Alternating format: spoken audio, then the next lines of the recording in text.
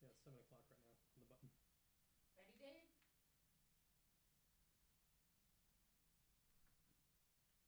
Give me 1 second to turn you on live. Yes, sir. Thank you.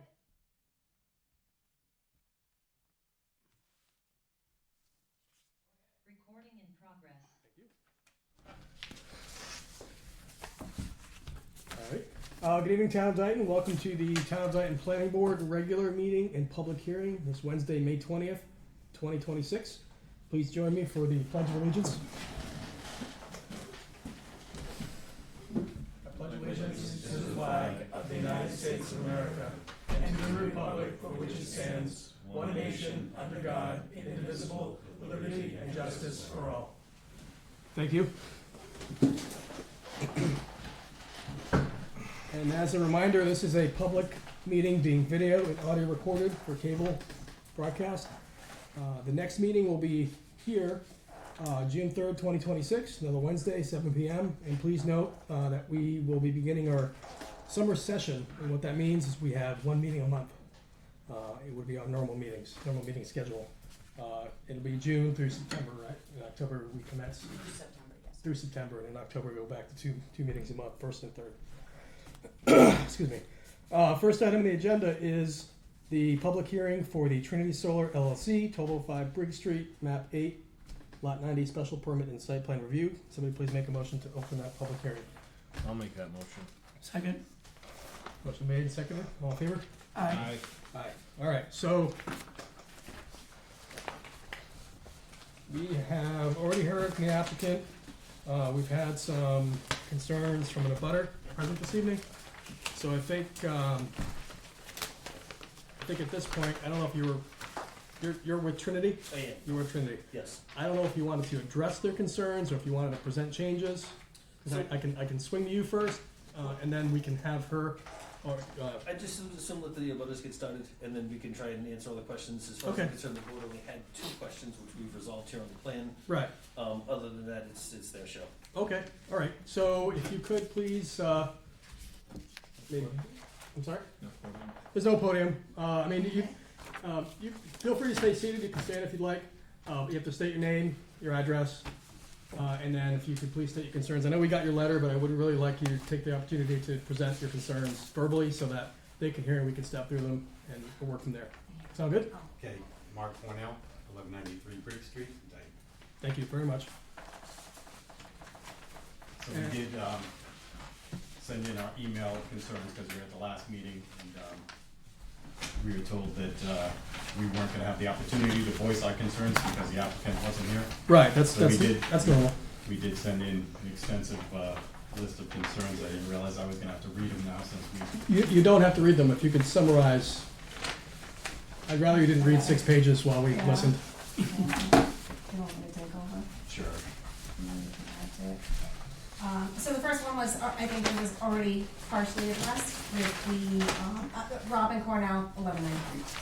Thank you very much. Yes, absolutely. So the first one was already partially addressed with the setback, shown with being 100 feet.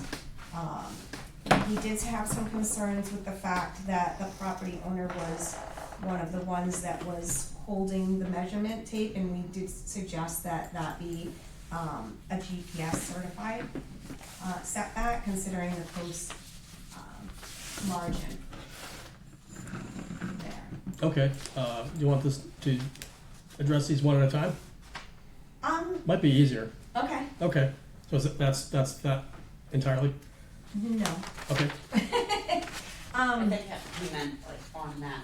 So On that piece? setback. I think Yeah. it'd be, if there's a bunch of them, let's try and chip away at them one at a time so we don't get lost in the weeds. Yeah, I think if you that's go what through and I'm talk about a bunch of things, we Right. go back. No, that I'm makes writing them total down, but sense. if you could- Okay, yep. So we can have an open dialogue here. So the setback, we request that that be as GPS certified. So Okay. this one, When you say setback, you mean buffer.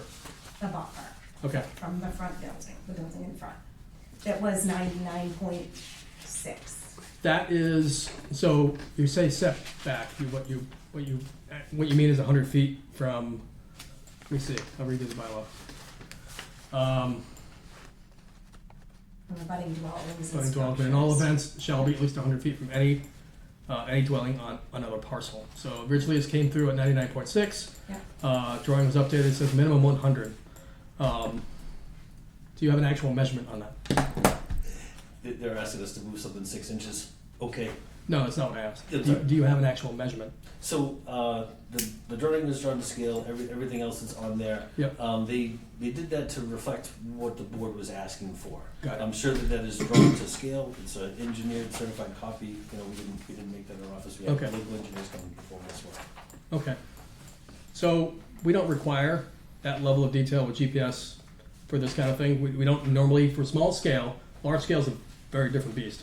For small scale, we don't require typically that level of rigor for placement as long as they're able to show that they meet the backyard, front yard, side yard, and also setback from residences on, or from dwellings on other abutting plots. Which Is it dwellings or is it buildings? it says, not, gotta get the words, I think you might be right.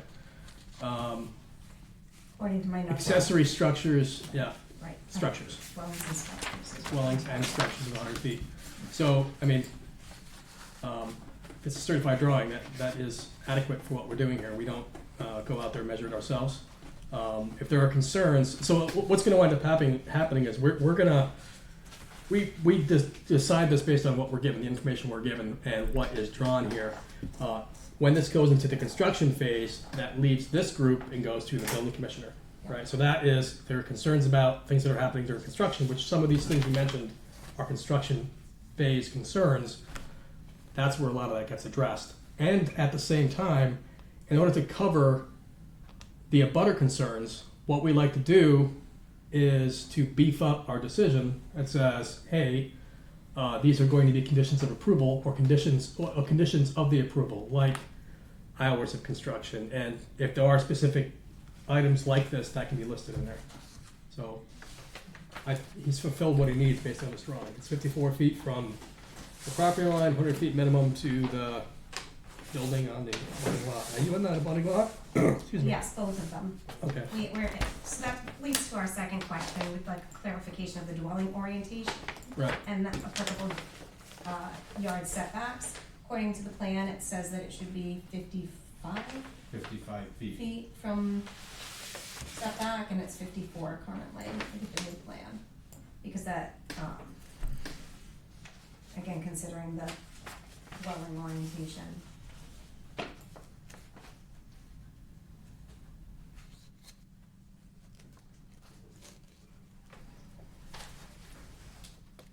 Minimum front setback is 55 feet. Correct.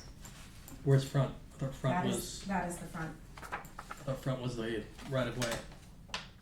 Front's Brick Street. The front is Briggs Street, so that solar system is in the front. The solar system is between the street and his house, so it's in the front yard. I thought this is the right of way? Right here. Okay, There's a I was 12-foot right of way, orienting and then myself there's a incorrectly 40. on this. 20 foot. Right, and that's why we asked for clarification on the orientation. Because according to the bylaws, this system's in the front yard. So that driveway shown there connects out to Briggs Street. Correct. It's No. not a driveway, it's a right of way. It's a right of way. It says driveway here, okay. Well, Gotcha. with that being said, I believe the front yard would actually be Middle Street, because my frontage is 20 feet on Middle Street. Where's Middle Street on this? Way out there? On the other side. Like the north side of the plane? The other address side of the of river. the structure is Briggs Street, and that should, That's according to Briggs. the bylaws, that is. Oh, Middle's way considered over. front- front Oh, I got it yard now. System. Yeah, I just have to zoom out more. If he wants to put it 55 feet from Middle Street, I've got no problem with that.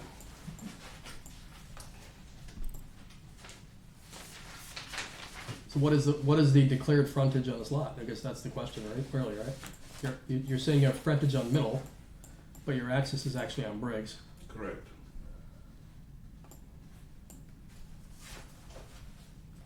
There's zero frontage on Briggs, that's, part of the challenge here. Which was addressed when I built the house and got the original permit for the house and all of those, this exactly kind of thing. Well, I mean, it's a matter of moving it 1 foot. Mhm. right? Sure. If these things kind of carry on, we're talking about, moving something 6 inches or moving something a foot, maybe we can just address that in the orders of conditions, just to try and, move the thing along a little bit over here and kind of get through it. These are minor details over here. We've gone through a couple of meetings with the folks. And Okay. eventually we'd like to try and, So the question asked, is that the proper orientation of what you intend on doing? As shown on the drawing? of the solar panels? Yeah. Yes. I know it's drawn, but I'm asking it out loud. Yes. Okay, so we can add order conditions that you'll move that 1 foot to the northeast, say if you're at 55 feet. I don't think you intend on moving it over to 55 feet from Middle Street, 55 feet? No, because that says move it 1 foot. 1 foot, so that's 55 feet. What's the 55 feet from? Minimum front setback. From the street? Don't you measure from the center of the street? From the property line. I believe setback is measured in the front from the center of the street. It's from the middle of the street. Middle of the street is setback. Yeah. So then it would be, that's That's not. So minimum, I'm way over that. minimum side yard. I mean, if your minimum side yard is 15 feet, minimum rear yard is 15 feet. Move it a foot. So the concern is, quite honestly. It's just an unusual plot orientation. So to me, I'm reading this as a side yard, and the side yard is only 15 feet, 1.5. But it is not, it is in our front yard and it is in their front yard according to the bylaws. So it's in our side front yard, but we can see it from our street. We can see it from in our We can house. see it from the street. I don't think anybody's gonna argue. Nobody's arguing 1 foot. Okay, next. So our concern next is about the placement. I know that you all received the letter, so we won't go through that in detail, but I will just read my husband's notes here, which basically, this is even though it's on paper, a small, scale system, from a neighborhood's perspective, this is a very large scale system. It's 60 panels, it's 12 feet in height, and it is 62 feet in length. Mm-hmm. Visible from the public roadway, our front lawn, our front house, inside our house, because of the clearing that was done to prepare for this. So, our question is really, is this compatible with the residential character of the neighborhood? Given the proximity to the abutting homes, the animals next Mhm. door, the horses next door, the neighboring residential properties. Again, we built our house way back in the woods and nobody even knew that there was a neighbor, and now Mhm. it's completely clear and we're gonna have visibility to a very large 12-foot high, 62 feet long structure. So okay. that is our main concern here. So- And our property is elevated, so Mhm. even at 12 feet, even if there was fencing or screening, we would still be looking down onto the solar panels from Mhm. inside of our house. Okay. Got it. Okay, thank you. So, I guess I have a question for the applicant, or I guess you can answer on his behalf. Can you describe what's been going on with clearing? Because that's a concern, 'cause you're not supposed to be doing excessive clearing for doing something like this. Did not do any clearing for that. My house was built 40 years ago. Okay. I built my house myself. Mhm. I cleared the property myself. I cleared it all the way to that north property line. In fact, if you go to the north property line, between our two properties, you'll see very large boulders that I had put in place on the property line back when I had it cleared out that far. Okay. Of course, over 40 years, things change. And I got involved in boating. I didn't spend much time around the house. I paid somebody to cut the lawn, not necessarily the most expensive guy who was going to make sure that the woods didn't grow in, but the woods kind of grew in over the years. Now that I'm retired, I've reclaimed my yard to the north property line where those boulders were, back to where I used to be. Actually, back then when I used to look out my back windows, I used to see nothing but woods. Now I see a raised house out there. 20 years later, after I built my house, what are you gonna do? Somebody builds a house, they build a house, it's not my property. Now I look out my front window, I see farm equipment spewed across the place as the guys opened up a farm, it's got the horses going.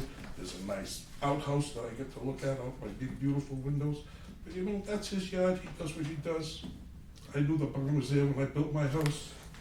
Life goes on, good neighbors are good neighbors. Okay, so I guess my follow-up question is, would you be able to do some kind of screening to the abutting property here. There's actually a section of woods between the line and their driveway that hasn't been touched, other than, one big tree that they had cut down while I was clearing some of my stuff. I had a tree cut down with the gentleman that was cutting trees for me. So I don't really understand the screening. There's actually a stretch of woods right between the two houses. I mean, Nobody's screaming. might be a little visible in the winter time more so than the summer, but it's growing in pretty nice.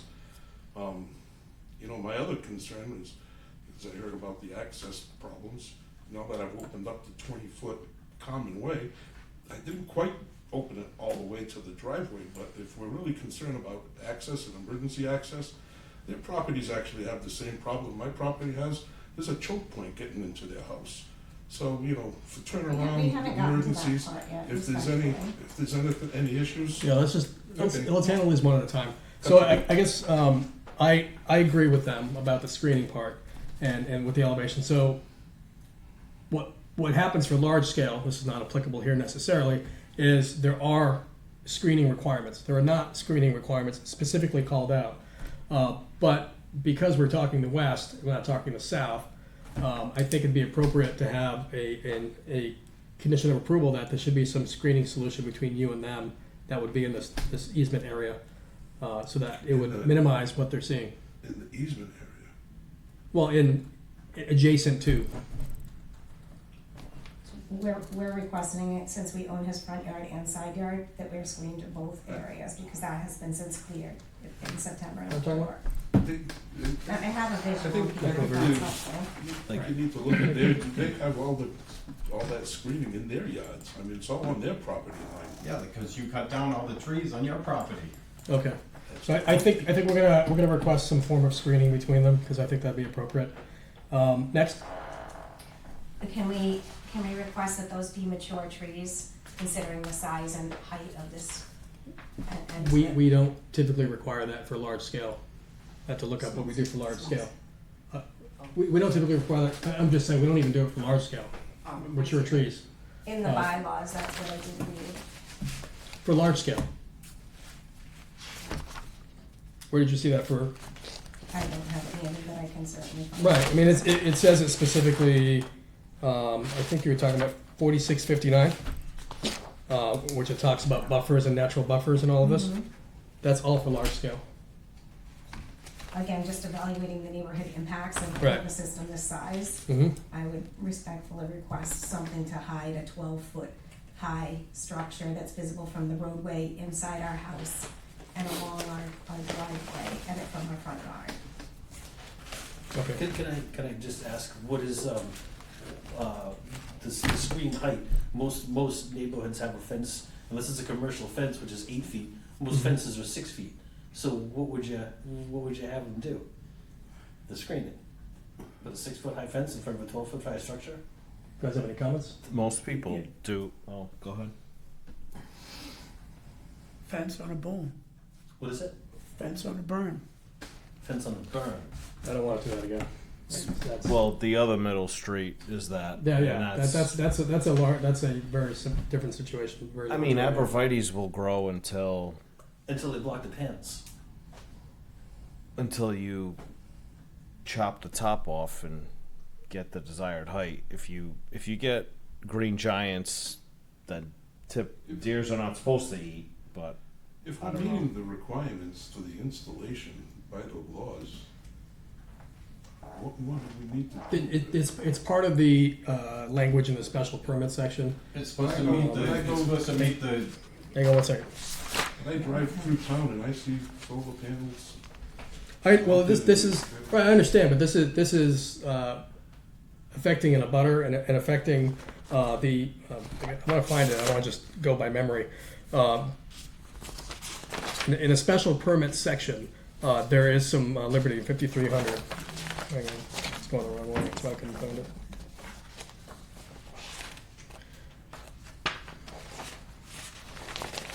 The benefit to the town that neighborhood outweighs the adverse effects of the proposed use, taking into account the characteristics of the site and the proposal in relation to that site.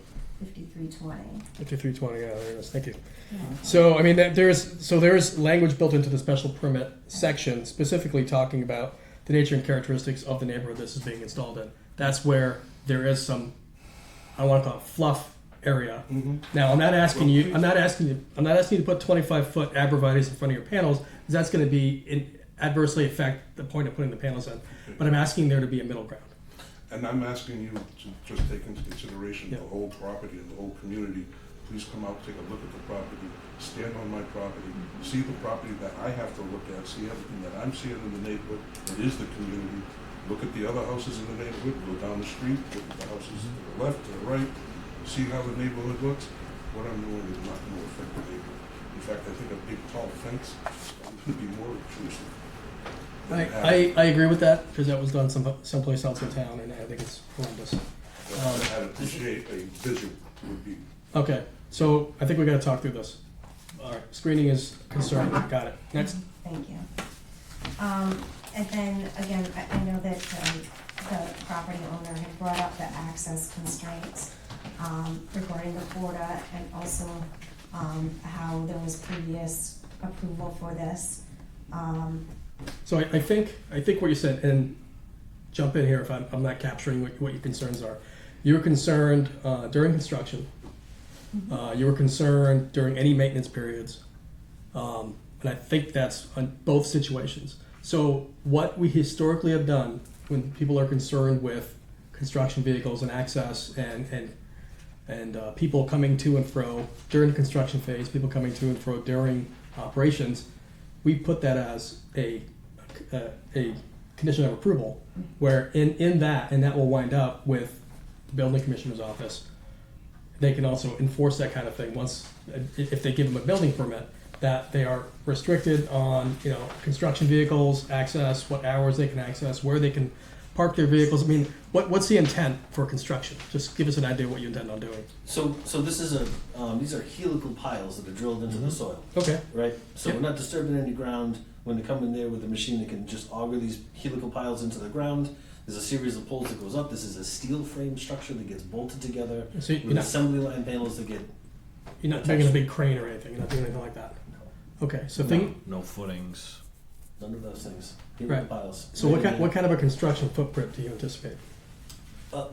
Bigger than the actual site. No, I mean, bigger. you're than you're bringing in machinery. You're bringing in stuff. hmm So I think the concern is when you're doing all this, what does that look like? So- Because they have to share this So right the, away. the average machine that we use for that is something the equivalent of a ditch witch or a medium-sized bobcat, It's like a as Bobcat. opposed to a 10-ton excavator or something that would, have some kind of reasonable limitations. But this is a medium-sized bobcat or, like I said, a ditch witch. This is a walk-behind unit.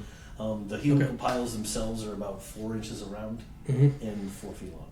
Yeah, I'm less concerned about the materials. I'm more concerned about how you're putting all that stuff on the property. That's going to require you to bring in machinery, Well, whatever. I mean, and all that. these pieces of assembly are small enough that they can be hand carried with guys. You don't need Okay. any cranes for this kind of Right. business here. And the equipment's It's compact. landscape Yeah. trailer on the larger Would side, be but anything not. larger than they used to run a farm. Correct. Right. So could these things, when you bring these things onto the property, you're bringing them on with a trailer, all these pieces of equipment. Sure. So I presume you're not going to block access anywhere west here. You're planning on sticking to your own driveway. Yeah, I believe he's got enough room on his property to travel down the driveway, Just- park I just- on his lot. again, I just wanna work make sure- completely out of Okay. there and can keep the construction vehicles off of Okay. the right of way. So that's That's not a problem. so that's the construction phase, and it seems like a very small footprint. Mhm. Obviously, you're accessing and you're coming in, you're going out. Yeah. But when you're working in that area. You're digging a ditch for power, obviously, but you're keeping everything on that property, and things are small footprint. That's construction. What about maintenance phase? What kind of maintenance? They're solar panels. They're solar They don't- panels. They don't really require much maintenance. Okay. They really don't. They're a 20-year product. You set it and forget it. All of the disconnects and everything else is on the house side of things. They're Okay. easily accessible. Yeah. It's a non-combustible structure. There's nothing to do. Utility van, utility body truck at most, I would think. Yeah, so we have, we have. The access was adequate to build the house in the first place and maintain it for 40 years. Okay. And I've had things in and out, lumber trucks and other trucks. Okay. Is that, So our concern is that, is encroachment off of the right of way. And we respectfully request that any approval include a condition requiring installation of a clearly defined physical construction barrier or delineation and identifying the actual limits of the 12-foot right of way prior to the start of the construction, maintained throughout construction activities, and preserved upon completion of the project. Because there has been, as I pointed out in my letter to the fire chief, encroachment of approximate 5 feet.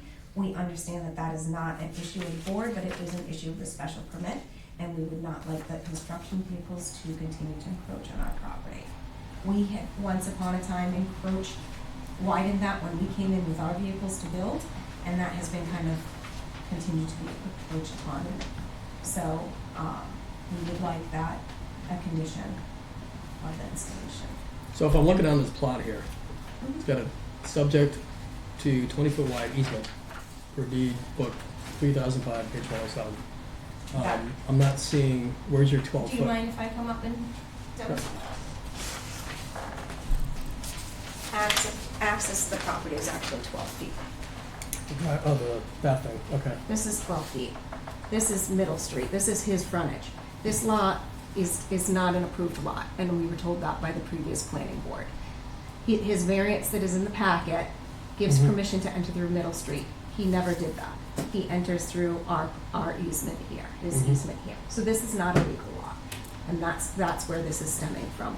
Where he can say it was approved a long time ago, there was a different plot plan in the variance that he provided. It was not approved. This is where he's entering. It's a 12-foot right-of-way. Mhm. You can see the encroachment here. Here is my tape measure. Here is the plot plan. I would like, and this is non-negotiable for us, I would like this to be blocked off so that they do not continue to erode our property. That's facing east, right? That would That be is- facing. This is looking This is this. this way. So may I address Correct. that That's issue? Correct. May I address that? Yes, sir. So when I originally built the house, there actually was a fence there. There was. There was a fence there. Mm-hmm. I agree. The fence fell down, was gone, was put there by the property owner. If the property owner would like to put the fence back up, by all means, put the fence Well, back up. that's what we will be doing, but in the meantime, I would like, while they're doing the construction, that to be properly marked off. Noting that, this is the 12-foot right-of-way. This is the cleared area. And that was my concern that I was addressing. Gotcha. Okay, thank you. Yes, so this is the house we can't see out here. That's over here, we can't see it. It's on the top there. That's to the south, right? Over here. Yes, this is not your house. Your house is over here. Yes. Okay, this is looking. Correct. That's looking at the farm, the horse Gotcha. farm. Okay. So this is Yeah, coming in, Yeah, that's the driveway, that's all the construction. Yep, equipment. okay. Our house is over there. right, So our plan is to actually put up trees there, but I'm concerned with construction, those trees would get instantly destroyed. So that's why, we are suggesting that that be roped off so that there's no construction vehicles parking there, there's no continued encroachment, and So in the encroachment issue, there actually was an issue. The utility lines, I don't know if over time they sagged, they came down, the lines were getting low. Mhm. I got into camping, had a truck camper, and I had to actually veer around a little bit to get around it. If anything was any big, there was a logging truck I had come in, and they had to veer around because of the wires. I have, of course, even before any of this was going in place, I did get in touch with the utility companies, both the Verizon and the cable, which looked with their lines, and they've all been moved up, so there should be no need to veer around anymore for that. So I have no problem putting a piece of string or something down there to make sure that, I think stakes along here doing something a little more substantial would make a lot more sense, just to keep you off that, that's fair. Okay, So, Grade stakes, yeah. yeah, so, yeah, just so there's a definite visual barrier So that'll stop getting rid of it. All right, yeah, no problem, sir. I'm not investing a lot of money. The extra commentary is not necessary, sir. Thank you. Anything else? I'm just looking through the lot of storage here. My residents have. Again, you know, our biggest question, our biggest concerns are, you know, the continued encroachment and the 12-foot, hiding a 12-foot high system. And as my husband had pointed out, there's no topography or grading on the plan. Mm-hmm. Our property is higher elevation than theirs, so we're sitting already higher than them, and we are going to see them. So again, my concern is the 12-foot high system. His concern was no staging or construction plan. He's a construction supervisor, general contractor. Got it. So these are things that he deals with every day. Mm-hmm. You know, there's incomplete data, of course, you know, we'll just wanna make sure that the size of this, it's 62 feet long, 12 feet high. I agree with Kevin that, you know, come to do a site visit. This is a very residential area, it's residential agricultural area. There are cows across the street, you know. You can barely fit 2 cars down the road at the same time. You don't get much more rural than Craig Street. And so, you know, the concern of what this does to the residential impacts to me is something worth coming to take a look at. Okay, thank you. Gentlemen, you have any other questions? The applicant or the abutter? Well, one of the questions I have in regards to Chris McGee's comment, the fire chief's comment about the gate, has that issue been resolved? If the gate posts and gate and rail fence are to remain, No, that's a different application, right? okay. Yeah, That's hard. that's Hart Street, yeah. Yeah, there was It was attached. There was on the, yeah, the letters got mixed in the packet. No, that's a Hart Street, Hart's Memory project. Understood. Yeah. Chris? So again, it's the compatibility. Nothing right now. No, only to say that, you know, we have had applicants who put, ground mounted small scale solar in town. So it's not like there's no precedent for people doing this. Mm-hmm. It is allowed with a special permit. Mm-hmm. So I would hate to come up with anything that says, no, this is not allowed. I don't think that's appropriate. In terms of screening, I tend to agree with you. I think, you know, trees rather than a super tall fence makes more sense, and things that will mature over time that may not be day one, but and then can be managed, you know, so they're not get so tall that they block your access to the sun for the panels. But that's one of the real comments. On the screening, because what you said about screening on 2 sides, right? I mean, what about? I didn't mention 2 sides. I would say screening from the abutters, Between the houses. the house view. Okay.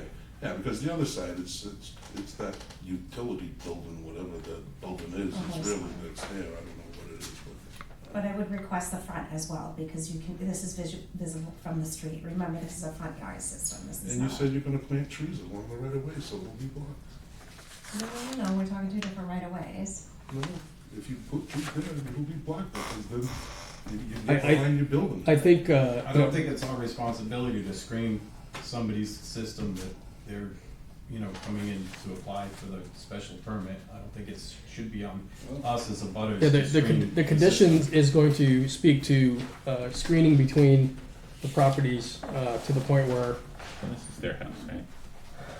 So this would be screened. that's them, I thought they were here. No, this is No. a building. That's an auxiliary building of Got some it, sort. okay. This is the home. Mm-hmm. So I The was- building is the front yard, and then our home is the side yard. okay. Oh, I see, all right. Those are our requests, because again, according to the There's a bylaws and the here. neighborhood compatibility and the site impacts, That's their question. in a front yard mount, It should Okay. not have residential impacts, and this would have severe residential impacts, So, as of this size. take a closer look here. Got it. Yeah, anything to the north is not gonna affect your solar production anyway. I was gonna say, the sun is gonna do this. We don't want any, The north and the Can I west just side. ask the board a question? Is there any, obviously, you know, adding some screen has some financial implications. Is there any idea about a reasonable burden that you can place on him for a screen as far as the financial implications as it relates to the project in any way? Because it costs something to do that. Mm-hmm. Just needs to be some. Well, and that's why I brought up you know? Abrevieties instead of mature trees can run $600, $700, $800, $900. again, I would ask that at least somebody from the board go to the property Sure, and sure. visit and see what screening is already in existence and what things are and what the neighborhood looks like and what we're all, you know. So what I'm asking is reasonable effort to screen from the abutting properties to the north and to the west. Now, I'm not defining what that is, but we've already given suggestions that Okay. would be able to screen to the concerned abutter and also screen from Briggs Street in a way that would be After your review, I'm sorry? after your site review, yeah. Okay, so you'd like us to hold on? I would like you to go look and see. Okay, I think we could probably do that. That'll make sense, I guess. What do you guys think? I can go take a look with you if you want. Okay. Can we suggest year-round screening? You know, putting up a pine tree? Abrevieties are, Correct, but you deciduous. said that you were not gonna specify, so I would appreciate if it was year-round screening, because we used to have year-round screening between us. And, you know, just to have it blocked in the summer is not going to benefit the neighborhood at all. When did we have year-round screening between us? You can look at Google imaging, nobody ever knew that there was a house beside our driveway until you did your clearing recently. So we're That's just asking. because you built your house We're after just- my. okay, house. all right, we're getting off topic. We're going to, we're gonna continue this till the 3rd. So I think between now and then, I think we can go take a look. Sure. All right. Any other comments before we make a motion to continue? All right, so we make a motion to continue this to, Can I just add one more? Yes, ma'am. Sorry. I'm happy to have you on my property as well, so that you can see from my, oh, yeah, I think that'd be a good idea. Yeah. Okay. All right, we can set something up. thank you. All right, can somebody make a motion to continue this to Wednesday, June 3rd? I'll make that motion. Second? Motion made and seconded. All in favor? Aye. Okay. All right, thank you. Thank you. We'll set something up and otherwise we'll see everybody back here on the 3rd. This Russ? Yeah, you can have Okay. That was part of the fire chief's. Oh, okay. Okay, thank you. Welcome. Good night. Thank you.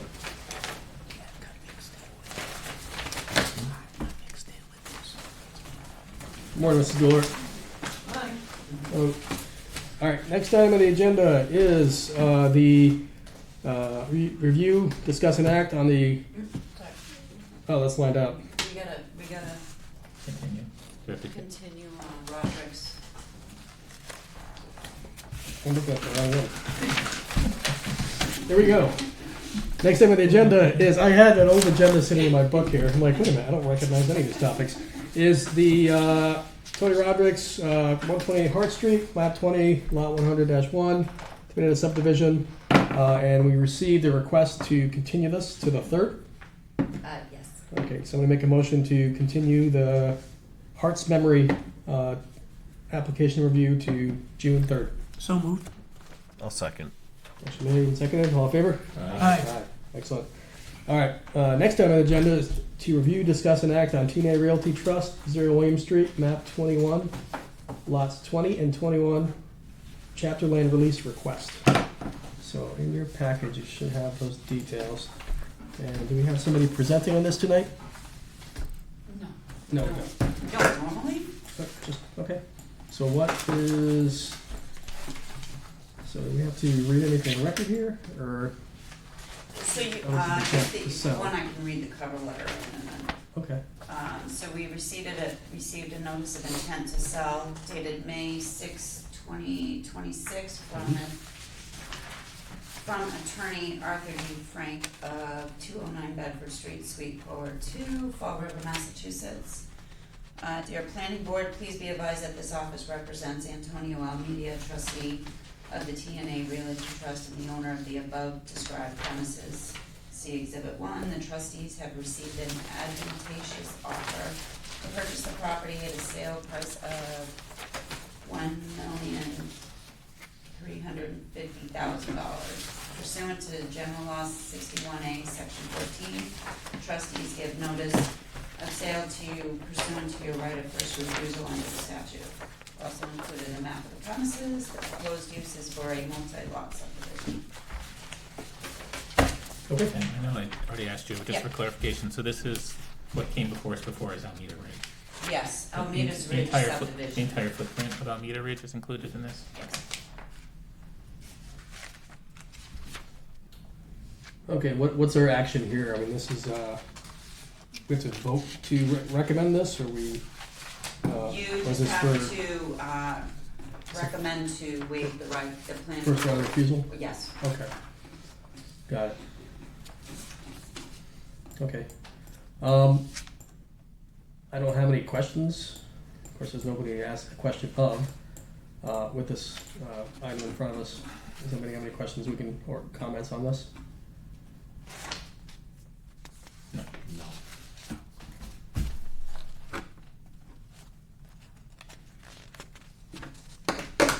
Mr. Hall, to you, if you have any questions, we can wait while you review it if you'd like. The only question,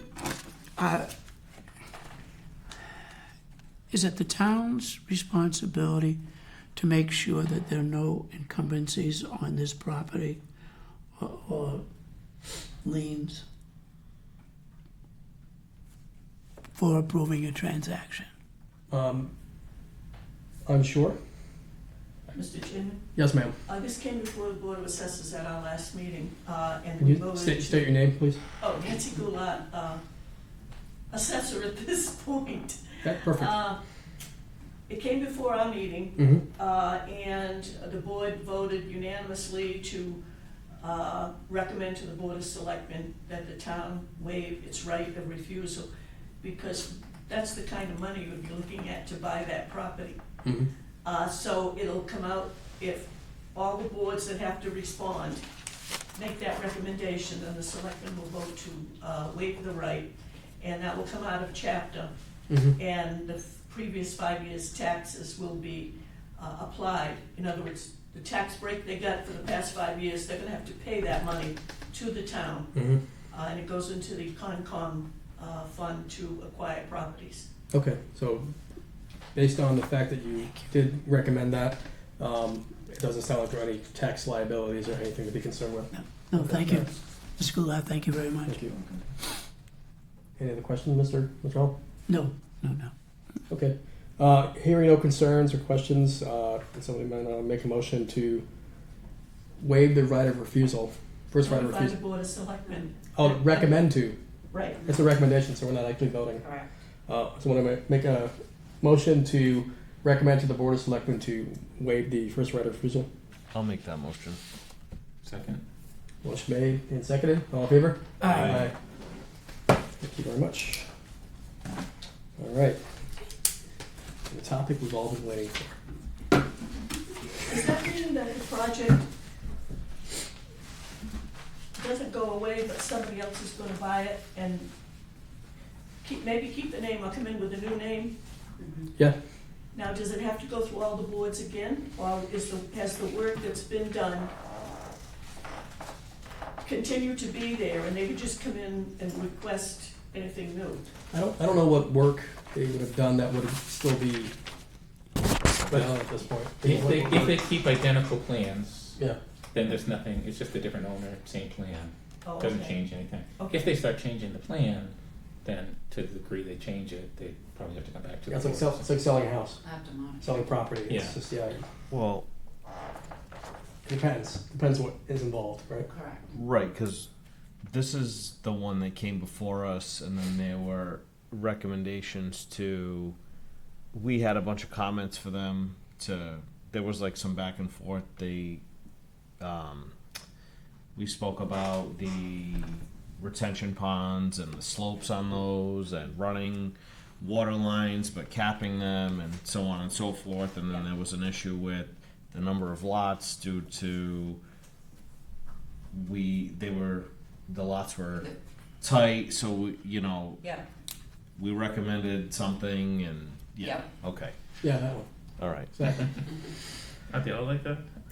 yeah. Well, no, so I mean, yeah, this person could come with a whole new design now who buys it, so yeah, it could start all over. Well, I mean, Yes. the statute of limitations on the previous yeah. application. So I guess the Sorry. only thing that When are they would gonna start over anyway? so the only thing that would hold is maybe the perks, like Could be, the because I wells think and they test pits they agreed did. That we would would do probably. per each lot. How many years is that good for? I think 3? perks are good for. Well, yeah, it's some. Perks were good for life. No, because the Town has a groundwater. limit, I thought it was and 3. it's 2 or 3 years, I think it's depending. 3 years. Yeah, It's I some- think we should ask the board. I mean, we're not, Yeah, Yeah, not my wheelhouse, but we could Google yeah, that. perks change because land I could buy changes. the house, Yeah. the land behind it, do something that's going to Yeah. affect the perk on this land, and so on and so Or forth. am I thinking passing perks? I don't know. For some reason, I don't know. We're all guessing, I don't know, we should Yeah. usually guesswork. So the next item on the agenda is the Stormwater Committee discussion status of 3 separate applications. We don't have anything in our packet specifically for this, so this is all verbal. Some Ma'am? of this was discussed at the Nancy Goulart Stormwater Committee. Wait a minute. Changed my hat, my assessors. We're off to no taxes now. What taxes I? So we talked about some of this today at the Stormwater Committee meeting. First of all, Dan, I want to thank you on behalf of the committee for representing the planning board on the Stormwater Committee. We enjoyed having you. We welcome Lenny today, and we reorganized the committee. And as usual, there's a lot of competition for chairman and clerk, so it's still Tom's the clerk and I'm the chairman. But anyhow, thank you very much. We enjoyed having you, even if you didn't turn in your test. That's why I quit. Just a test. Okay. I know that we're gonna talk about sometime at a future meeting, the flow chart. But we have a request that we would like you to consider now. Mm-hmm. And I will explain why we're making this request now. When a project comes before you, we would just like to notice that, for example, Hart's Memory, we didn't know about that for a while. When you say we, who's we? Stormwater Committee. When we get any application, Carrie blasts it out to God and Country. Everyone. Like gets it. everybody gets Hart, every single application that walks through that door gets blasted to every single department in this town every single time. So what it sounds like is happening is there's something broken in the communication pipeline.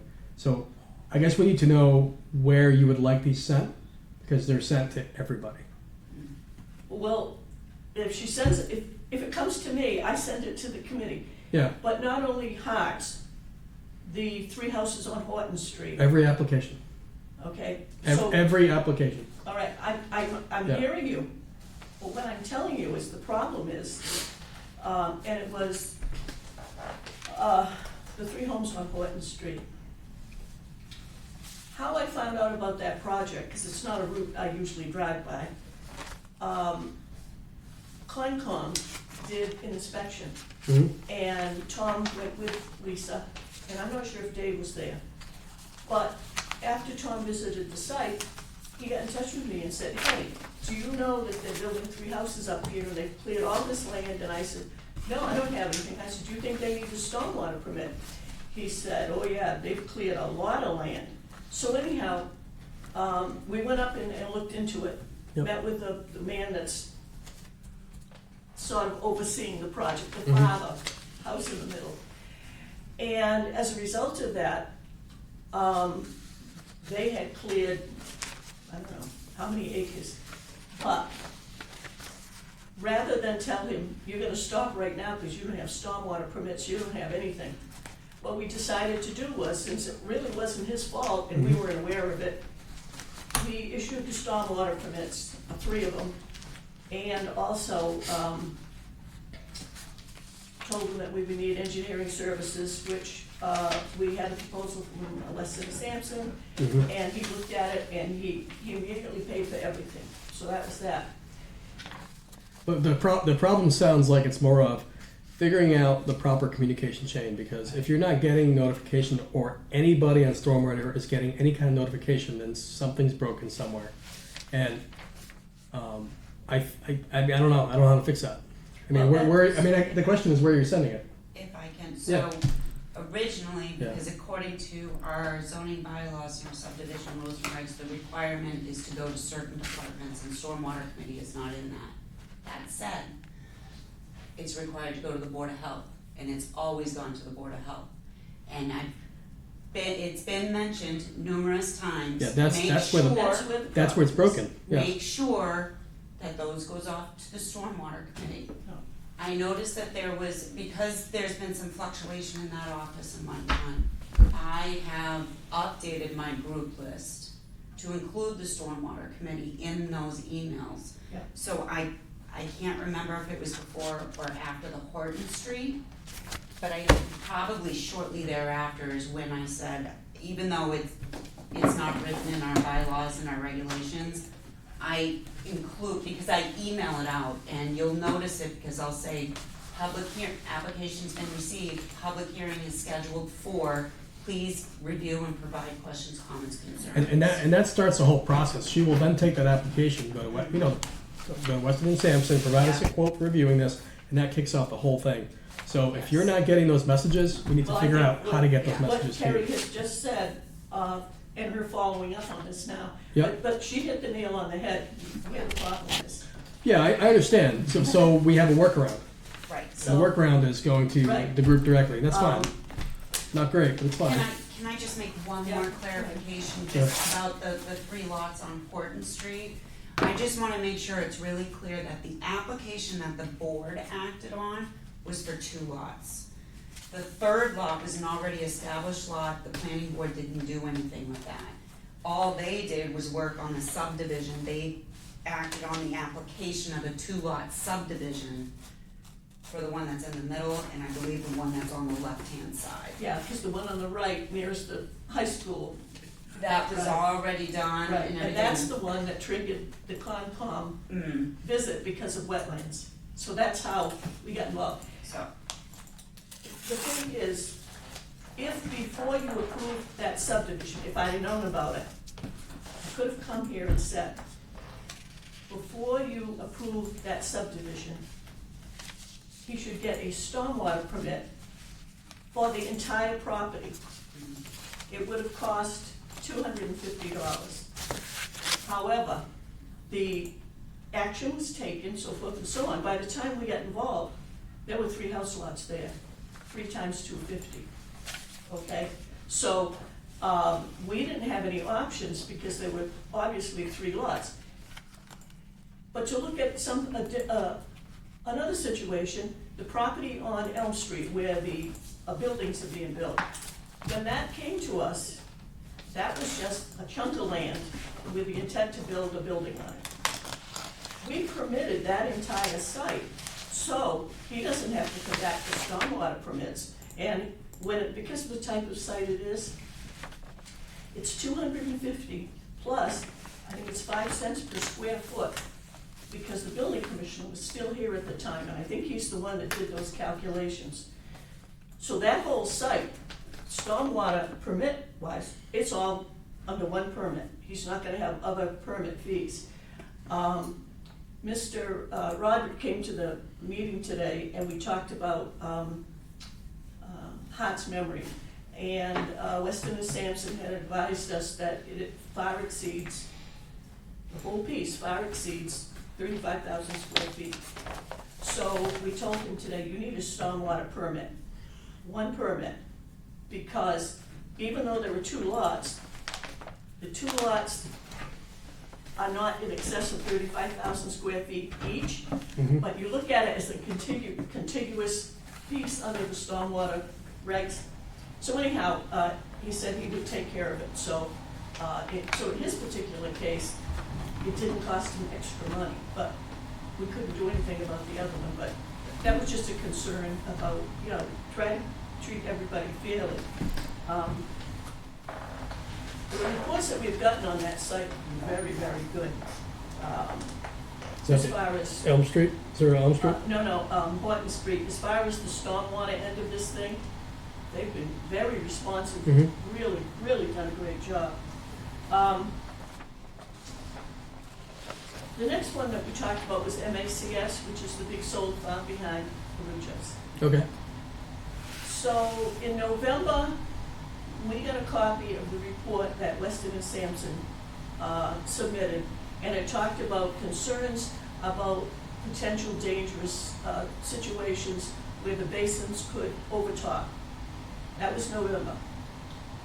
At the December meeting, Jim Reardon attended and went through what he meant, the comments, and explained it. As a result of that, Stormwater Committee voted to ask Weston and Sampson for a proposal to address stormwater issues. I think I saw that come in today. Yeah. We never heard back from MACS on the November report. Well, in March, MACS, so we had gotten the proposal from Weston and Sampson, Mm-hmm. submitted it to MACS. Well, March, nothing from December on. March, we get the report saying that they had done thus and so. And in talking to Weston and Sampson, they said at today's meeting, we reviewed what they sent in and we have more questions. So what Stormwater has done, we've just put our proposal on hold, waiting to see if the information you get is going to take care of the concerns about the potential overtopping of those basins. So if, Well, the What it- proposal we got from Weston and Sampson dated today. well, yeah, that's the new one. That's the new one. Yeah, and Right. that's the response, that's the review of the final contact that was issued in March Mm-hmm. to us. So, So what information are you expecting to get from us? well, this whole thing at that solar farm Mm-hmm. was triggered because the stormwater calculations on the as-bills do not match your approved plans. Right. And because of that, Weston and Sampson issued their report. So, if in fact, the proposal you got today from Mhm. Weston and Sampson is approved and is funded by MACS, because the last letter I saw, they don't think. Why do you have to approve a proposal? Excuse me? Why do you have to approve a proposal? No, it's, you asked Weston and Sampson to do something, so it's your proposal. We've put our stuff on hold. If what? Well, I can tell you how we do things here, and correct me if I'm wrong. We request a proposal from Western and Sampson. They provide it to us.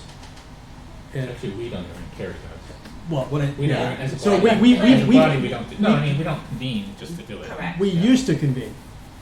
We have changed the way we do business. Per flow chart no longer exists. So. So what we did to streamline it, and I don't know if this is where you think this is going, because this has nothing to do with us.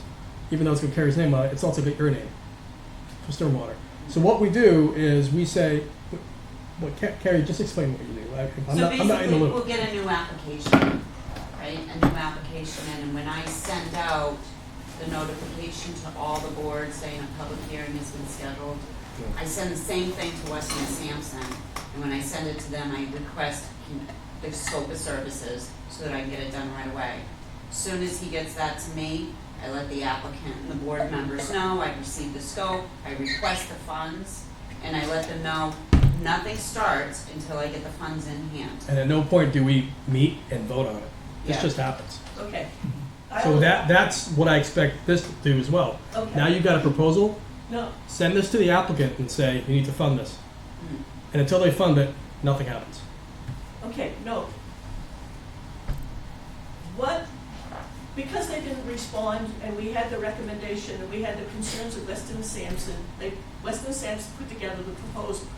We sent it to MACS, and that finally got them to respond I got you. in Okay. March.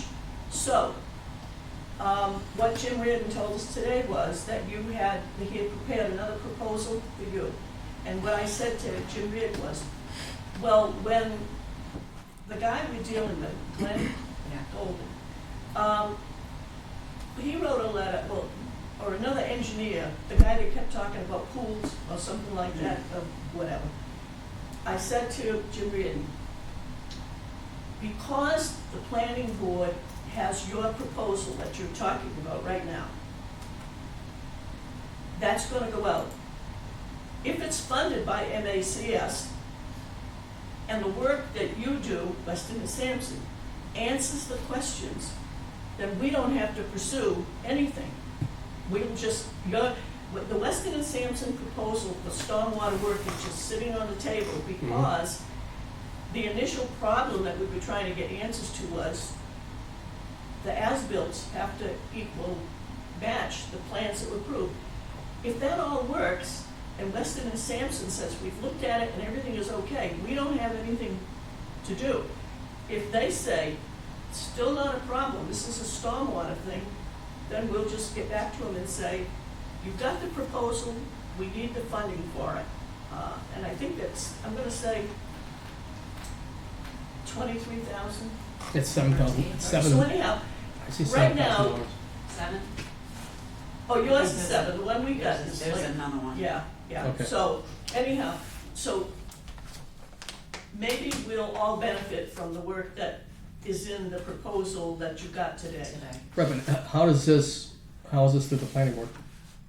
Because that's an Be- updated Because proposal? because this is confirmation of as-built. Correct, So this has to come from you to the applicant. correct, Okay, all right, so that sounds like that's what's happening with this. yeah.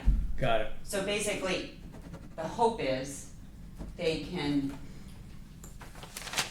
correct the stormwater numbers, for lack of a better term, through the as-built, right?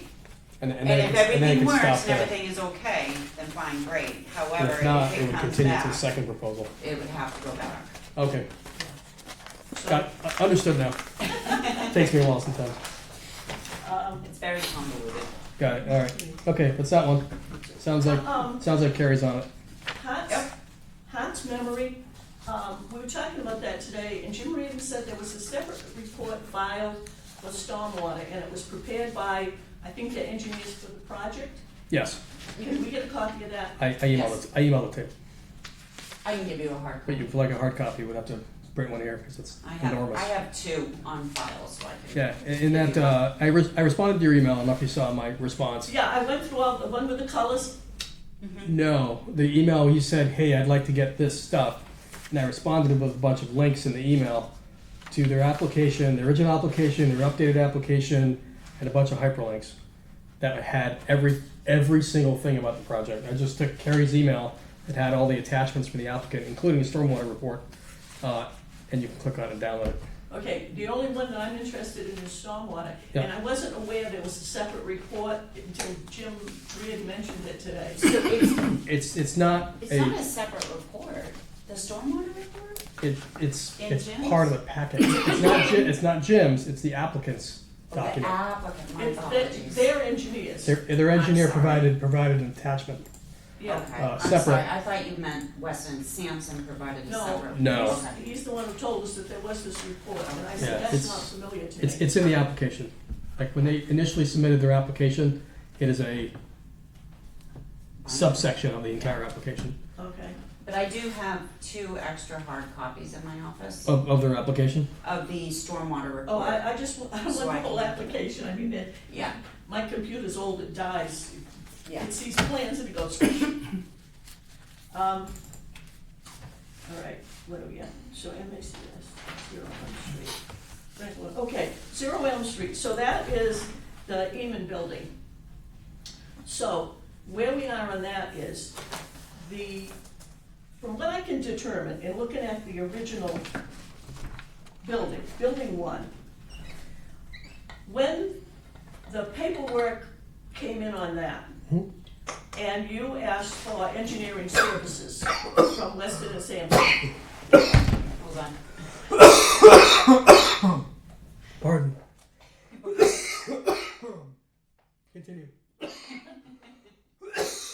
gotta finish coughing. Oh, gosh, okay. So, Wrong tube.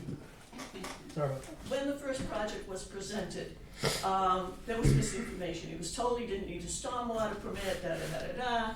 And I checked with Weston and Sampson, and they said absolutely, they've disturbed more than an acre, which is the federal limit. They've even gone over the federal limit. So anyhow, we informed Mr. Eman he needed a stormwater permit. That's Okay. the one I talked about, 250 plus, I think it's 5 cents a square foot or something, whatever. Okay. Took care of issuing that. We talked about getting stormwater report information, and he came to the meeting very loud, very objectioned and everything else, because he said Weston and Sampson was gonna do the same work and bill him twice, and it was a mess. I said, they don't do that. From what I could determine, and what Weston and Sampson was able to give the stormwater committee on that first building, was that in the proposal that was submitted to the planning board for that project, there was enough, I'll call it required information about stormwater, that Weston and Sampson didn't have to do a separate proposal to get the stormwater committee the information it needed relative to the building site, the first one.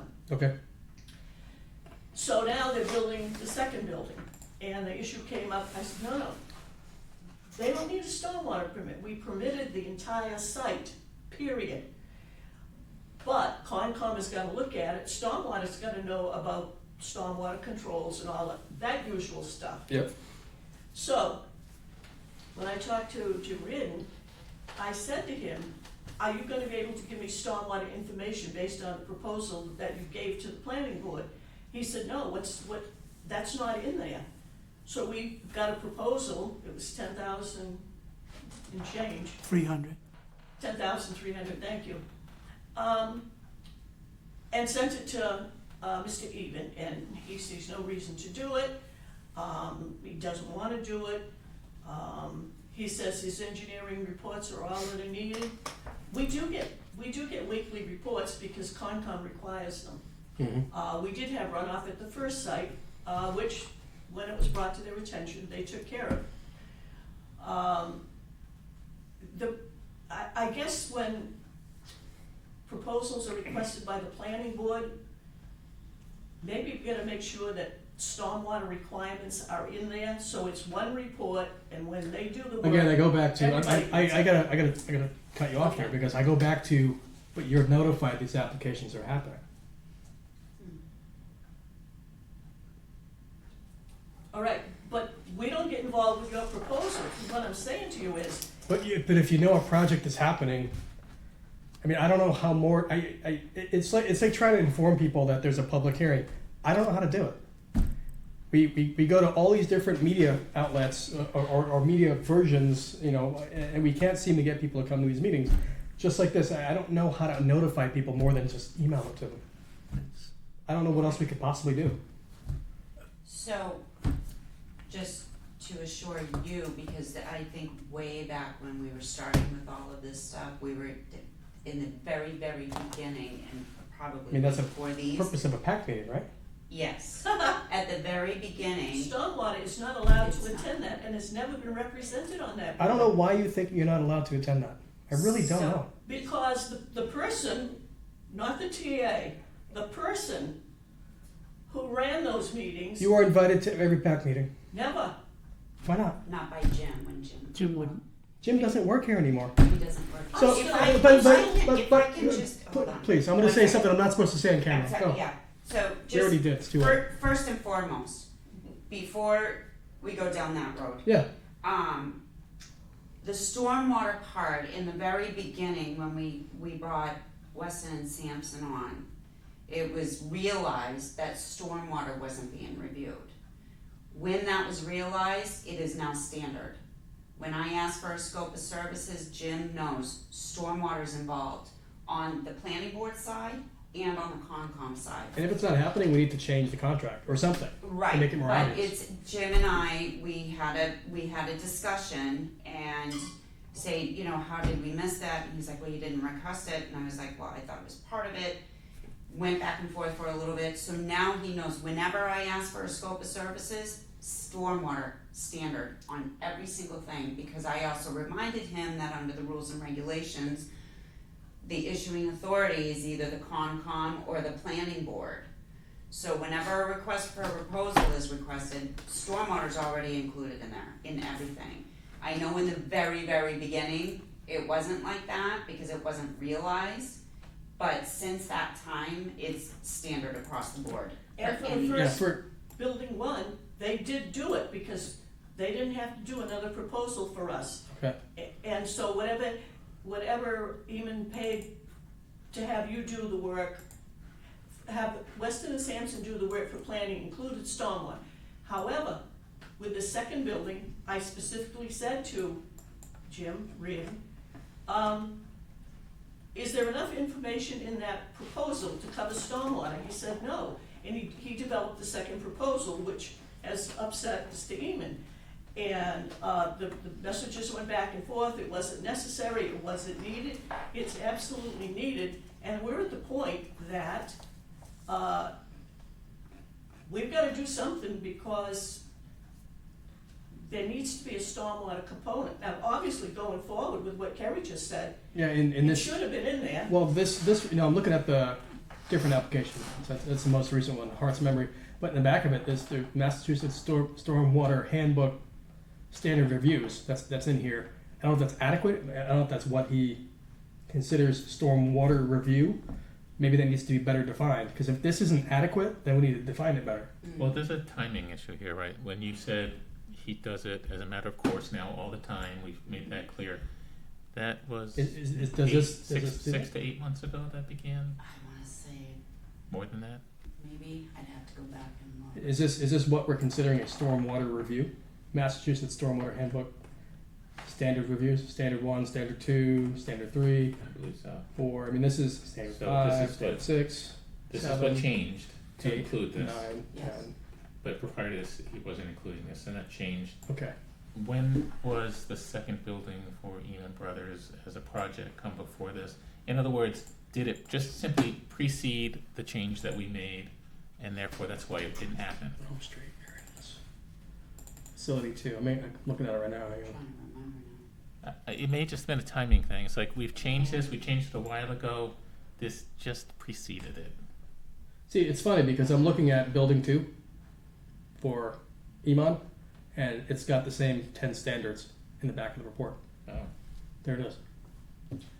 And, as I said, when the first building was done, So what's the additional $10,000 I didn't for? need a It's here. separate proposal, but when I asked for the second building, he said, no, it's not in there, and he came up with another proposal. I thought the $10,000 proposal was for monitoring, Well, that's part of it, because that's not this. This is not monitoring. okay. Well, the only thing he's doing, so it sounds like we need to talk about what these reviews need to entail, because he's doing what Kerry said to do, but if that's not adequate, then that's what needs to change. Because even when this is building number 2, this is that building 2? This is facility 2. This is their May of last year. May of last year, facility number 2, and there is a full. This is the applicant's stormwater runoff review. No, this is the building number 2, and it's got that section in there, the Massachusetts Stormwater Handbook Review with the 10 standards. So if I go to facility number 1, oh, not a whole lot of anything there. Wonder why I don't have it there. So if what they're putting in this report is not adequate for what you need, then that's what needs to change. Because the only thing he's doing is checking the 10 standards out of the Massachusetts Stormwater Handbook. Doesn't sound like that's what you're looking for. Which, in effect, you can't just go by that simply because if the community has stricter standards, Mm-hmm. they either have to be waived or they have to be followed. Then how do we get that in the normal course of action? How's that work? Well, whenever a project has come before us the first time, I usually Mhm. say, you are aware, as a member, I've been at some other hearings, I said, you are aware the town has its own bylaw and regulations, and in some areas it's a little stricter. Yeah, we've looked at Mhm. that, okay? Okay. But the other thing we gotta remember, this was another glitch. Building 1, when that was proposed, we had a stormwater agent who was a PE, and that stormwater agent made site visits and inspections. So that's what we need Weston And Sampson to he do now. left before the Okay. project So that- ended. so that's the difference. So up to a point, just like MACS, Mhm. up to a point, we had somebody doing visits and inspections on behalf of the town to make sure what was happening is what was supposed to happen. So So that's the difference. that was another problem. So with the building 2, Mhm. because there's nobody from the town that can do that, Okay. I think the combination of us having a stormwater agent and what you had in the first proposal Mhm. took care of the first building. So when I checked with Jim Reardon about the second building, because we need somebody to do what Todd did, which is also what created the Right, problem. but that with none MACS of that was in the scope of what he was told to do. That's For why. building 2. For anything. Well, see, it didn't have to be in building 1 because he knew what we had, what had been done. No, I know, but doing the PE work and all of that you're referring to was never in any of his scope of services. That's why he came up with the new bill. Okay, that makes sense. So I think with building 1, if we took what Todd did for the town Mm-hmm. and put it together with what Weston Sampson did for the planning board, we ended up with enough information to take care of stormwater needs. But with building 2, he was missing the PE part, so Um, they were have to So fund that's it why we separately. talked about site visits and inspections. Got it. And the reason why we're all dealing with MACS is when we had a stormwater agent, he was up there, he was doing inspections. When he left, and when we got Weston and Sampson, I told them, I have no idea what happened after he left. And they were saying, oh, you gotta go back. I said, no, we're not going back. I know what he did, and what he did was what needed to be done. I don't know what's happened since then. And that's why, when it Okay. came down to the nitty-gritty, we're trying to, one of the things that Todd kept saying to them was, the numbers don't come out. And I So don't it's- know that kind of math. So it sounds like to work towards a solution, we need to figure out how that's supposed to be scoped better. Because now, if we need to outsource the PE work, which is the site visits and inspections, that needs to be part of the application. Right. And it's not, Now, I can tell you, which is gonna require a conversation with Western and But- Sampson about how we can Well, do that. the other issue is through the 53G account, when we establish the 53G account when an application comes in, Mm-hmm, that's for project review fees. yeah. The monitoring, I don't think would be covered under that, No. because that would be a monetary fee. Mm-hmm. So that would have to be a separate 53G account Right. established just for that. Well, and then- that's what Weston and Sampson recommended And we that's, do. that's what needs to happen then, Mm. because part of, letting applicants know what they need to do in their process is knowing things like this. This is actually what it costs to make a project. Mhm. Okay, I this agree. is a review process, this is the, site, Monitoring. monitoring site visit and inspection process, this is the building permit process, all of that, try to make it as clear as possible. One package. One- This is what it's gonna cost you. Just, That is ideally what we'd like to get to. but also know that it's standard in every single one of our decisions that we do. There's one section in there with standard language saying that the applicant bears the cost of all monitoring inspections Right, I know, and but, whatnot in there, and- so and- that would trigger, once they get that mhm, permit Yep. or findings and decisions and they're ready to go, mhm, then when they go for the building inspector, go to the building inspector for the building permit, the building inspector is gonna be like, where's your monitoring, is your monitoring in place? yep, I agree, but we're trying to not quite there yet. front load all of that This as is much as we different, can. yeah. We're trying to front load everything as much as we can, and this makes sense to have the town establish another 53G account for monitoring. For monitoring. That's how they submitted Yeah. the proposal, and Jim recommended that. He says, because I said, can you Yeah. amend the planning board proposal? And he says, no, we're gonna keep these separate. So I did speak to Yeah. the town accountant, and if when that is funded, it will be in it. Now, the situation with Horton Street, even though we got into the game late, Mm-hmm. when we gave him the proposal, he looked it all over, and we said there will be site visits, there will be monitoring, yada, yada, yada, by the engineering firm, other than town officials may turn up at any time, but the engineers will be looking at this. And he had no problem with it. That money was set aside, that was $9,810 for those, total for those lots. Yep. So, the separate accounts, yeah, Mm-hmm. we know about that. Okay. But I think we've had some good discussion. We understand how things have happened and what we're trying to work Okay, on so and this make it work out. circles back to the subject of the PAC meeting. Why is there nobody from the Stormwater Committee represented in the PAC? So I will say, in the very beginning, when this was created, PAC was created, it was determined that it was gonna be I don't know how to explain it, the individual, the people on the front lines when an application comes in. So that was determined, it was the planning board and zoning board, conservation, and the building department. Occasionally, Tom Ferry would be called in as a highway, but he would also be there just in case for stormwater or whatnot. Nobody from Board of Health? And yes, and someone from the Board of Health. At one point it was Todd, then it was Elizabeth. I think it went straight to Elizabeth, and so that's been the creation. And the reason why it wasn't, it didn't extend further out was because it was all preliminary information that we're talking to these applicants.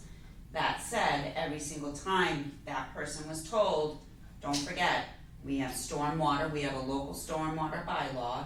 If you're gonna clear more than 35,000 square feet, you're gonna be required. And a lot of times if they left with copies, I would provide a copy of the stormwater rules and regs and the bylaws. So there was representation there saying, you gotta comply with stormwater, and we have the local that you have to abide to as well. Since that time, and I will say, we determined not to have any more PAC meetings right now until the building commissioner is on full time, and we have someone, because quite frankly, if you don't have the building commissioner there, it doesn't make sense. Right. However, we did have a couple meetings right before that, and Tom Ferry has been attending, and he's been there.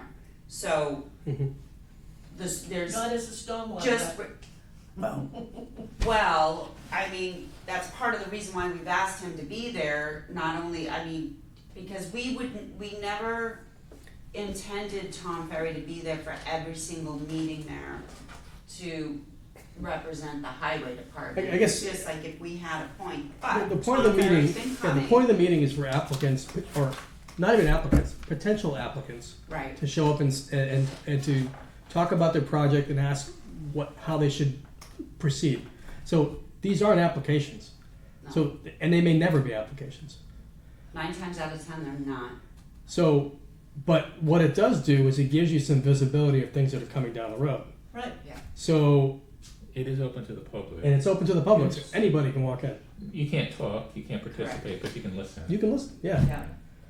So everybody's invited. I'll give you the straight answer to your question, why wasn't stormwater there? As long as you don't mention any names. I was told when that committee was formed. Yep. By the town administrator at the time, that he was told by a member of that committee that if I showed up at that meeting, he would quit. Okay, well, neither is there. I guess we don't have to worry about it, Right. Because, They're not meeting and he's gone. well, I mean, the point is that we're trying to improve communication lines between the departments. Absolutely. We and like issues with communication between departments is not unique to this building. Happens everywhere. I've got somebody who sits next door from me, and we don't talk at work. So I mean, it's not uncommon for people to sit next to each other and not realize we're not communicating. So it's not unique to any organization. So if there's an opportunity for better communication, I don't see why we wouldn't do it. I think And that there's no reason to not do that. the common link was when we had a very qualified, overqualified stormwater agent who And you- attended those meetings. He was the link that kept it together. Right, but that's not an option anymore. Right. And so, unless we're going to pay somebody from Weston and Sampson to sit at a PAC meeting, which we're probably not going to do, I think best situation is either Mr. Ferry becomes that connection, or another representative from the Stormwater Committee should be present. Just to, I mean, what I don't want to see happening, because it's a preliminary chat, we don't want there to be all of a sudden project development happening. It's supposed to be information and nothing more. Informational only. The, one of the members on the stormwater committee is the building commissioner, and he stopped attending meetings. But when we had somebody filling in, he attended our meetings, and he was very good. Okay, so it sounds like whenever So- these things kick back up again, I don't see why there can't be some representation there for The, informational purposes. the other thing I wanted to mention to you, we just found out, last week, when we had a big meeting about the elementary school site and all that. I was advised that the county commissioners issued an order that any ARPA funds that were granted must be spent by the 1st of September. We have had an ongoing project going back to, the contract was issued, I think, when Mike was here, Mike Mullen, with Weston and Sampson. And there has been a person working on revising the stormwater bylaw and regs. I've sent them out, I have got no response from anybody. I sent them out again. I talked to the town administrator and said, with that deadline, the Board of Health has got to let me know, are they on board or not? The Board of Health has had nothing to do with the Stormwater Committee, again, just about the time that we lost our stormwater agent. Mm-hmm. So we've been kind of operating on our own. There was a lot of friction, there was interference, even though they didn't want to. So what's actually needed? You're saying Weston and Sampson So- put something together, and you need somebody to review All the it. boards, this thing is 33 pages long. Yep. All I need to know is have the boards get back to me and say, hey, we've looked at what she's proposing. Yeah, that's okay, or no, this needs to be changed. The one thing that's gonna have to be done before this goes to a town meeting, because I don't wanna go to a public hearing in a town meeting and have the Board of Health get up and say, hey, we don't agree with this. But my local proposal will be, when we get the engineering work done Mm-hmm. and pay them, so we don't lose that ARPA money. What? So it has to be done by There's got September to 1st? be- No, we gotta pay it To by spend then. the money. Yeah, yeah. Okay. So, I think people who are familiar with town bylaws and regs, it's gonna be a quick read. I mean, she didn't make major changes. She moved some stuff around and she made citations about whether it's the stormwater handbook or the whatever. After we get a response from the town boards, Mm-hmm. and I can say to her, Jarvis, this is what they want changed, or this, oh, we're good to go. We can pay this off, make that deadline, not lose that money. But then there's gonna have to be work done locally, because the decision is gonna have to be made. Is the Board of Health still going to have the umbrella and stormwater as a standalone? I have no. It doesn't work. Who makes that decision? Board of Selectmen will have to make the decision. I discussed this when we were having problems. Mm-hmm. My recommendation back then was take the Stormwater Committee away from Board of Health, so it's no longer a subcommittee. Appoint it as a standing committee like the Concom, and it's under the Board of Selectmen. Easiest way to do it. Again, it was 2018, Do we have any, any, When the any, Board of go ahead. requested in writing Yep. by Tom Pius signing it, chairman, that they create the stormwater committee because there was so much work involved, the Board of Health couldn't deal with it all. That's how we came about, and it was made a subcommittee of the Board of Health. We had split the two boards, Selectmen and Board of Health, and Tom Pius was the chairman of that Board of Health. And I came across the letter the other day when he asked the Board of Selectmen to create the committee, and it even listed names, but then we said, forget the names, put the titles in, because the names will change of the people, Mhm. 7 people, who are gonna represent, that all worked, but that's because, again, we had the connection with the Board of Health. But that has got to get resolved. I can't imagine going to a town meeting and not having the support of the Board of Health. But they can be separate. The other thing too is we gotta change this bylaw because applicants have to ask for that waiver about underground. We haven't done that well, Richard Hageman was on the board my first year. We have not done it. So we need to change that locally, that, everything has to be underground. No, get that out of there. That doesn't work. So those are local changes, but my main concern is now that the boards take a look at what Jerry Schwartz has put together and just say, need some work here, or this looks okay, or we don't have any comments. The main thing is, I can say to her, finish this up, your work is done, and we can pay you off so we don't lose the money. We'll Okay. continue to work on the bylaw and the regs locally, so that we can take it to a public hearing and eventually to a town meeting. Okay, But got it. a lot of stuff to read. Okay. That's it? So that's why I thank you first. Didn't want to forget that. So Yeah. do we have these, I remember seeing an email a long time ago about these regs. It was like last fall. I've sent it out more than once. Okay. Yeah. Now, they were coming in stages, is that correct? No, it's the whole package. The whole package, okay. Yeah, yeah. I thought the last time I saw it was And the it's in first colors. stage. It's Okay. all in colors. Are there pictures? No pictures. That's No too bad. diagrams. It's a lot of text. It's a No lot of maps. text. I don't recall receiving it multiple times. Okay.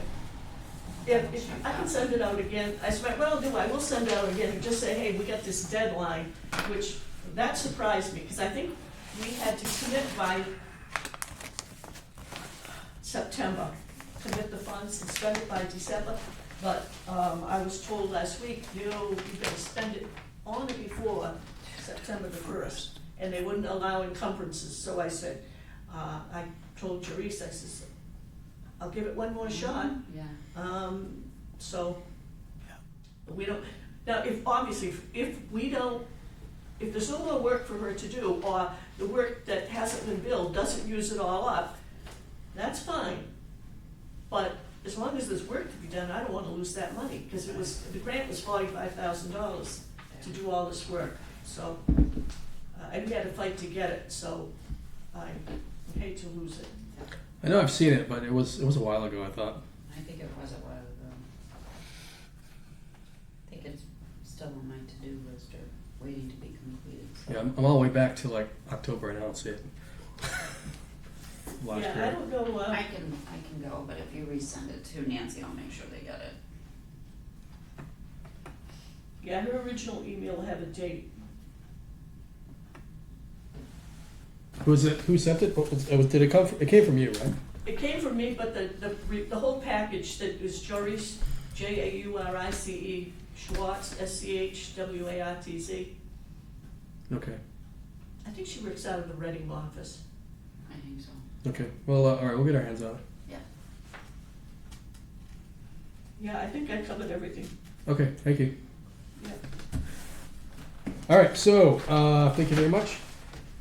Good discussion, and it sounds like we got some work to do on, I wanna talk to Weston and Sampson to see what we can do for, trying to front load as much of that as we can to communicate to the applicants, clearer what their requirements are, cause I don't want words getting lost in a decision and it just becomes a bunch of mumbo jumbo. Right. stormwater regs review, and I guess, let's see what happens there. Okay, so next time on the agenda, reports. First one is from Serped. I don't have any updates since we last met. We didn't have a meeting. We have one coming up here, so I don't have anything specifically. For Stormwater Committee, I think, Nancy covered most of we it. just read I the whole thing. just want to add one thing that Nancy didn't mention. Wow, you forgot something. Nancy. Taunton River Watershed Alliance Day, I was just gonna mention that, go ahead. August 1st. What is the date? I thought it was 1 to 3 p.m. at Dighton Rock Park. Let me see, I think I put this in. I was gonna ask if you guys get invited, then I thought, maybe I shouldn't ask them if they got invited, because if they didn't get It'd invited. be awkward. And they have a booth, an informational booth for Dighton, Okay. if anyone is available. I thought I had the They're date. having some kind of an event at the Dighton Rock Park, as Lenny just mentioned. And they contacted me to find out who would be on certain committees, boards. They had my name for August stormwater. 9th. August 9th.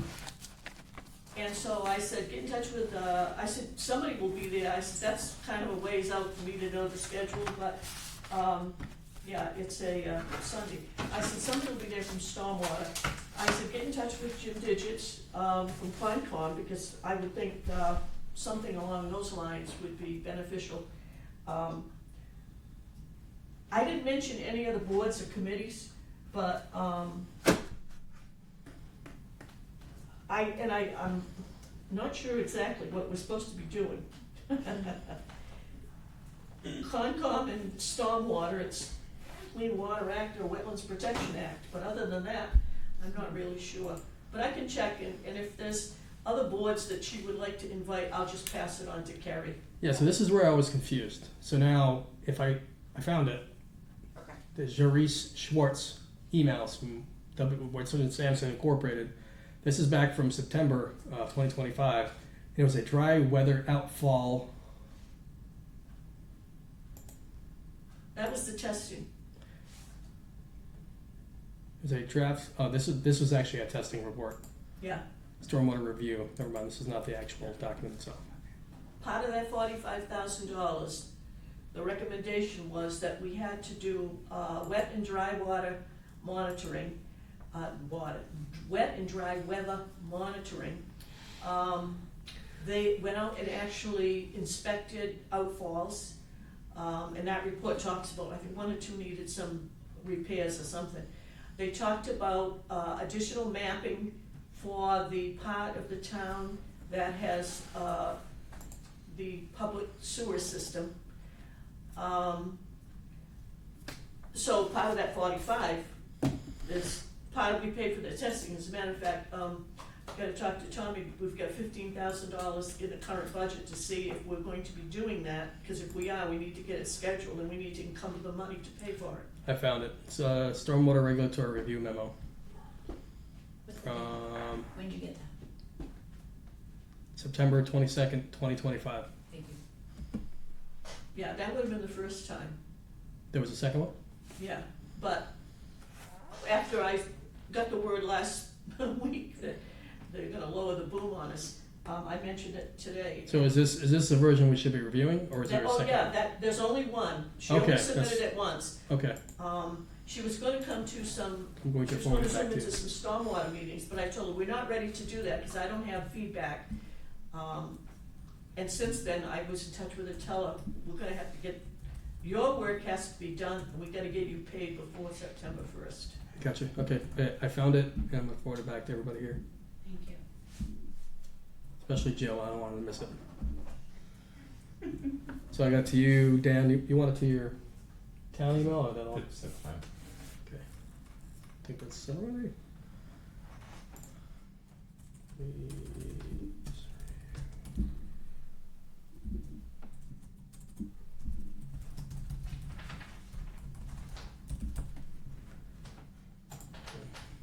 Okay. Mark that baby as unread. Good lord. All right, fine. All right, thank you. Next item is the pact, which I heard you haven't had meetings. No, we have not had meetings, Okay. because we're waiting for our new building commissioner. That said, we did this past Monday have, various different departments were requested to attend a meeting for a presentation of the Dayton Elementary School. Okay. And their task is to pretty much come up with they're looking at their options of building a new school versus renovating the one that they have now. So they were just doing like a preliminary presentation and asking some questions of, things that might be highlighted, like, the wetlands issue, Mhm. or, from the conservation, stormwater. Nancy spoke on stormwater, the requirement of that. Without knowing really what they're doing, I said there's not sure which way, if you do a modification, it's different from building a new school, so you really gotta make that determination first. And of course, if you're doing a new school, it's gonna be at least a site plan review. Mm-hmm. At least, and then, again, not knowing much more that, I can't tell them, well, if you're gonna have setback requirements, can't meet that, you'll have to go to zoning, but Mm-hmm. we really didn't get that far, but that's gonna be something to take Okay. as well. Their biggest concern was, does anybody know where the septic system was? Okay. Obviously, there were engineering plans back in 1953 when they built that. They're probably in the safe over here, Well, my guess is they could have burned up with the junior high school. possibly. Yeah. They abandoned the Yeah, so septic. that's, yeah. They how- did, but I think they still wanna know where it is. Sure. I mean, they need It to could know when they collapse. start digging, right? Yeah, So, probably concerned about structural integrity. I serve on the building committee. Renovating is not a lot cheaper than some of the proposals. We're down to basically 4. And on the 28th, we'll narrow it down even more.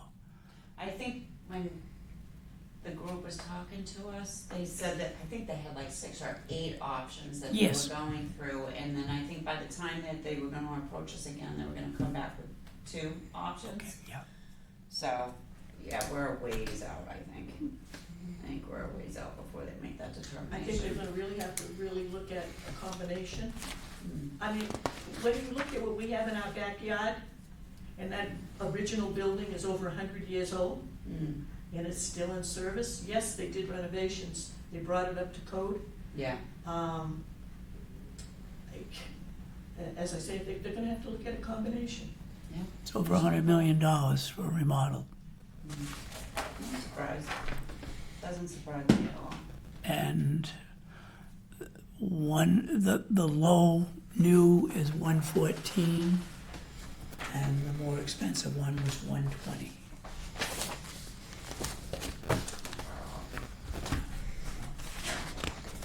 Anything else? No. All right. Well done. Next item on the agenda is the approval of the meeting minutes for May 6, 2026. Can somebody please make a motion for that approval?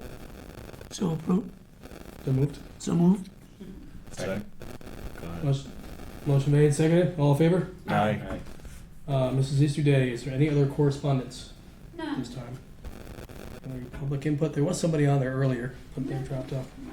Culture Festival this weekend. What is? Culture Festival. Couch Festival, that's right. Couch This weekend Festival this already? weekend, starts on Friday. Memorial Day weekend. Wow. We'll be giving out good stuff from the stormwater. No, it's next weekend. It's a No, weekend it's next after. weekend. What's the Yeah. next weekend? Yeah. It's a week from Friday. Yeah, June, Week from Friday. like May 30th. Right, because I was gonna say, why don't I see equipment? Yeah, it's that's right. Yeah, it's next weekend. I saw the sign with you today. Yeah, so the cows up there. Yep, don't miss the Couch Up Festival coming up. Pick up your cow chips. This time, somebody please make a motion to adjourn. I'll make that motion. Motion made, and second. Second. All in favor? Aye. Aye. Good night, Cable.